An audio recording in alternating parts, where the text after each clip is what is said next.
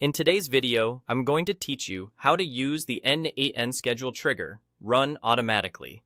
The schedule trigger is what makes your workflow run on its own, exactly when you want it to. Instead of clicking execute every time, you set the schedule once and let n8n handle the rest. Let's walk through it clearly from start to finish. Begin in your workflow editor. At the top right, click the plus icon to add a new node. In the search bar that appears, type schedule trigger, then select it. This adds the trigger node that will control when your entire workflow starts. A configuration window opens for the node. Here's where you set the timing. Start by choosing the trigger interval that suits your use case. Think of this as how often the trigger should fire. You'll also see options for days between triggers, as well as trigger at hour and trigger at minute. Use these together to be precise. For example, you might set it to run every few days and also specify the exact hour and minute so it doesn't fire at a random time. Hours are typically in 24-hour format and minutes go from 0 to 59.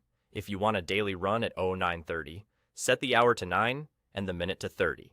If your spacing runs out, days between triggers lets you say something like every 2 days at that chosen time. Keep in mind, the schedule generally follows the server's time zone, so double-check that if timing is critical for you. Next, switch to the Settings tab in the same window to fine-tune behavior. Always output data ensures the node provides a predictable output to downstream nodes, even if no new items are generated. Execute once is helpful for testing or for workflows that must only run a single time.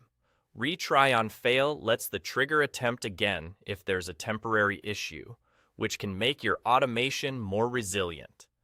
You can also add notes to document why you chose a certain schedule or to remind future you about any timing assumptions. When your configuration looks good, close the window. Back in the editor, make sure the schedule trigger is properly connected to the first operational node in your workflow, so that when the timer fires, the rest of your steps run in sequence. And that's all. With these settings in place, your workflow will run automatically on the schedule you defined, reliably and hands-free.